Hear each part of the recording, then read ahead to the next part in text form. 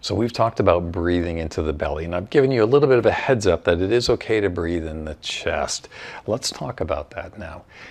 So the body, as it turns out, even though most of the time belly breathing serves us best, our body always wants to know that it can breathe bigger so that we can get out of the way of a bus coming at us, or run away from a mastodon, or get to the party a little faster. So it always wants to know that we can breathe in our belly, our chest, and our collarbones.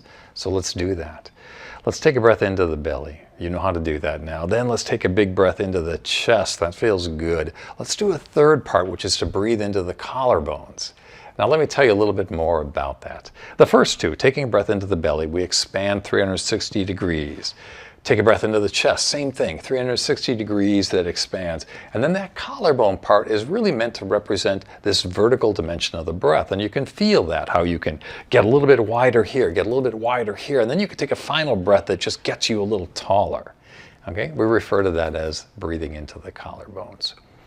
Let's try it together again. Breath into the belly, into the chest, into the collarbones. Hold there for a moment and just feel that whole container that is expanded in every dimension, and then just enjoy a nice breath out.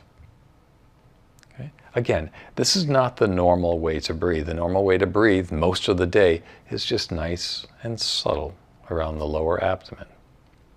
But our body always wants to know that it can do more if it needs to. All right, let's say during exercise or during a crisis. So one more time, let's just hit those three dimensions. Belly, back expand, then the chest expands, then we get that last bit, collarbone, we've got nice and tall, the crown of the head is lifting towards the sky, we can feel this whole huge open container, awesome. And now let it go without losing your posture. And still feel the crown of your head lifting skyward. All right, so that's breathing into the three places we can breathe.